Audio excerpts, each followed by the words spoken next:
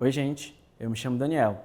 Eu sou um homem de 20 e tantos anos, tenho um cabelo preto, mais ou menos crespo e cacheado. Nesse momento estou usando barba, estou usando uma blusa de botão, manga curta, com listras azul e branca, tá bom? Vamos começar nossa aula. Introdução, lembrando disso, introdução à acessibilidade no audiovisual. Vamos pensar primeiro em brigar muito com a professora Fabi. Porque ela começou, no finalzinho da aula dela, ela não conseguiu se controlar, ela queria dar essa aula. Ela deu um spoiler, basicamente de toda essa aula.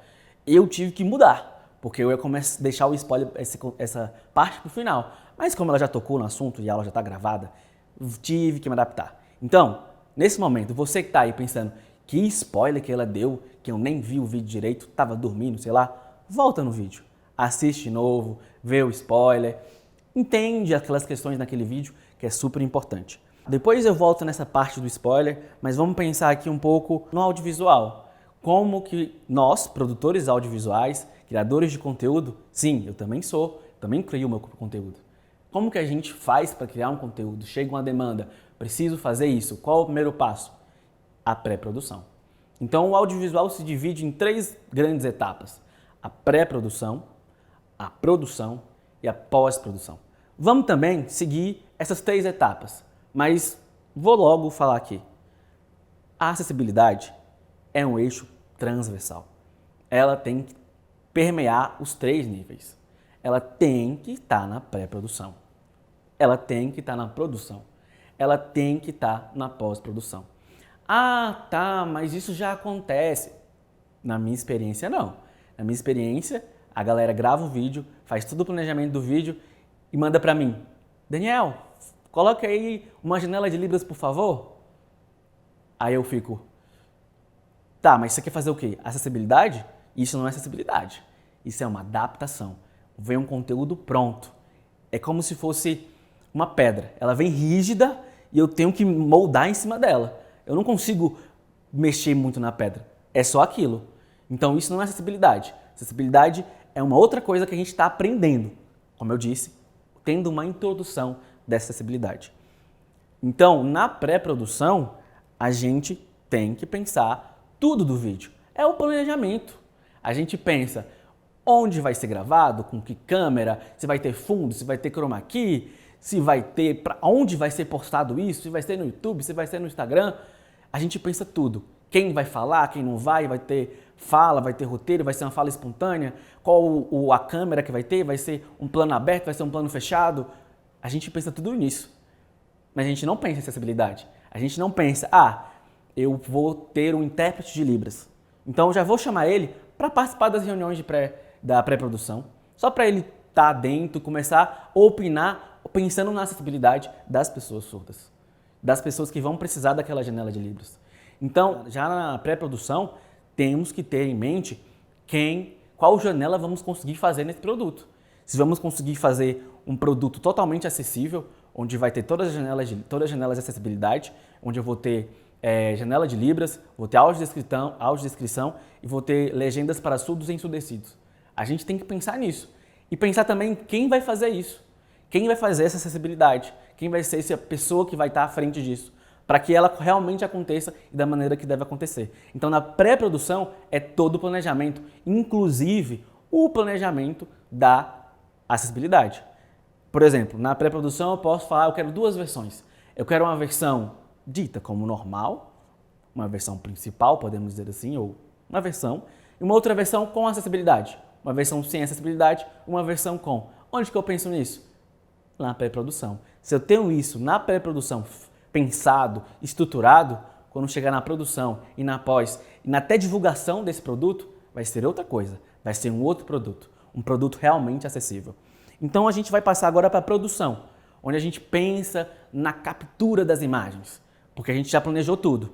E a partir daqui, você vai começar a escutar a frase, ou até mesmo você fala, como foi o planejado, como vimos na pré-produção. Então, como a pré-produção planejou tudo, agora na produção a gente vai gravar a janela de Libras. Agora na produção a gente vai pensar na audiodescrição. Agora na produção a gente vai ver as possibilidades de uma legenda para pessoas surdas e ensurdecidas. Então pensar nisso lá na pré, na produção e na pós é um outro projeto que você vai construir, que eu espero que a partir desse curso você comece a construir materiais e produtos realmente acessíveis, que as pessoas possam consumir esse produto sem nenhuma barreira linguística, pelo menos. Então, produção, onde a gente vai capturar tudo. Capturar tudo aqui nesse contexto é todo o seu vídeo que você pensou e também a acessibilidade. A pós-produção, a gente pensa como uma montagem. A gente está montando o nosso trabalho, está fazendo a edição, melhorando e também está pensando na acessibilidade. Qual o tamanho dessa janela? Onde vai entrar uma audiodescrição? A pessoa se audiodescreveu, como a gente fez aqui, ou vai ser um audiodescritor de fora? Como vai pensar nisso? Então, na produção, vão ser feitas isso, na pós-produção, vão ser pensadas isso, vão ser feitas efetivamente. Junto ali do editor, tem que ter um intérprete. Junto do editor, tem que ter um audiodescritor. Junto do editor, tem que ter um legendista, uma pessoa que vai criar essa legenda LSE. Então, pensar nisso é pensar que a acessibilidade é um eixo transversal. Parece repetitivo, mas se você pensar no seu último projeto, lá, pré, produção e pós, você não pensou nisso. Então não é tão simples. É você começar a pensar nisso a partir de agora. Mas assim, já entendemos onde vai entrar a acessibilidade num projeto audiovisual. Mas quais são as janelas? Quais são as possibilidades de acessibilidade? O Manual de Produções Audiovisuais Acessíveis do Ministério da Cultura, que vocês já conhecem, né? Espero que conheçam, porque afinal de contas, está na biblioteca desde o começo do curso. Desde a primeira aula. Você nem começou a assistir a aula, você estava navegando pelo ambiente, já estava lá. Então você poderia ter acesso a esse conhecimento. Então, lá nesse conteúdo, entra lá agora, pausa o vídeo e vai ver. Lá nesse conteúdo, ele está a 3 janelas. 3 janelas de acessibilidade, agora a gente vai passar por cada uma delas. Vamos lá primeiro para a audiodescrição. De grosso modo, é basicamente eu transformar imagens em palavras. É eu trazer uma noção para a pessoa cega do que está sendo apresentado. Por exemplo, a Fabi, eu, que estamos ministrando esse curso, a gente, todo início de vídeo, a gente diz o nosso nome e se autodescreve, para que se tem uma pessoa cega, ela se sinta, ela saiba quem é a Fabi, ela saiba os traços da Fabi, ela saiba os traços do Daniel, ela saiba a roupa que eu estou vestindo, ela saiba que nesse momento eu estou usando barba. Então, essa é a audiodescrição, que fica muito mais fácil de se pensar, de se fazer lá na pré-produção. Porque se eu tenho tudo isso pensado, tudo isso planejado na pré, na pós, na produção, fica tudo mais fácil. Então essa é uma janela. Não vou me estender muito, porque vocês têm um livro, um excelente manual para ler, entender e tirar suas dúvidas, tá bom? Então a próxima, aí já está parecendo que eu estou em uma grade. Então, essa grade aqui se refere à janela de Libras. Essa grade que está aparecendo está se referindo principalmente à proporção dessa janela, o tamanho dessa janela, que na regra da ABNT, sim, aqui também temos que seguir a ABNT. Na regra da ABNT, ela coloca que tem que ser metade da tela, que é esse traço aqui, dividido em 4 proporções iguais. E nesse canto, onde está o intérprete agora, é o tamanho da janela. Então, quando a gente vê aquelas propagandas eleitorais e não sei o quê, que vem aquela janela minúscula, não está seguindo a regra. Aqui, a gente tem que fazer seguindo a regra da ABNT. Então, esse é o tamanho estipulado da janela. Ah, mas a janela vai ficar na frente. A gente não está pensando nisso, no que vai tampar. A gente está pensando na pessoa surda que vai conseguir ter acesso a esse conteúdo que normalmente ela não tem.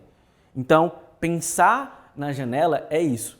Ah, mas eu estou fazendo um vídeo para uma plataforma onde não cabe isso. Traga um intérprete junto com você, o seu editor. Vamos pensar sobre isso. Lá no canal do Instagram do SEAD, a gente fez uma proposta para uma janela de Libras no Instagram, que é um outro formato, porque a gente teve lá na pré-produção que pensar nisso. E quando chegou na pós, foi tranquilo, já estava tudo estruturado. Então, essa janela de Libras.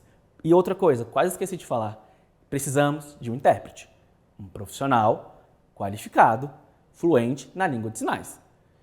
Parece bobo, mas Eu sou intérprete, vejo cada besteira por aí. Vocês ainda que não têm esse conhecimento da língua de sinais, pausa. É importante ter esse conhecimento da língua de sinais. Não tem noção do que está sendo sinalizado, mas precisa ser uma pessoa realmente capacitada na língua de sinais. E por último, mas não menos importante, a gente tem a sigla LSE, Legenda para Pessoas Surdas e Ensurdecidas. Então, por exemplo, meu pai, 65 anos, eu chamo ele de idoso já, ele não escuta tão bem. Essa legenda facilita muito para ele assistir os seriados que ele gosta. Então, serve para ele, mas serve também para o meu colega de turma que é surdo, que vai ler ou vai ver um vídeo e tem essa legenda, facilita para ele. E é uma legenda diferente daquela que você vê na Netflix, daquela que o YouTube gera.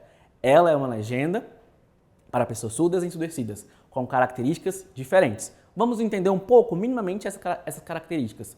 O tamanho da legenda. Qual o tamanho desse texto? A legenda LSE, ele coloca uma regra de caracteres por segundo. Quantos caracteres por segundo eu tenho nessa legenda? Se for muitos caracteres, corta, eu tenho que tirar, reduz a legenda, porque a pessoa vai ter mais dificuldade de ler de uma legenda gigantesca. Nós mesmos, como estamos vendo um filme legendado, a gente está lá. Ih, perdeu a legenda, muito texto. Imagina uma pessoa que não tem o português como primeira língua. Então temos que pensar no tamanho dessa legenda. E ainda, dentro da legenda, pensando no tamanho, tem essa adaptação de português como segunda língua, que a gente deve fazer para um profissional qualificado que estudou nessa área. Quer saber mais? Entra lá na biblioteca do curso, veja os materiais, leia, tenha dúvidas, pergunte, vá atrás. Não fique esperando o conhecimento por aí, tá bom? A gente se vê na próxima aula. Tchau!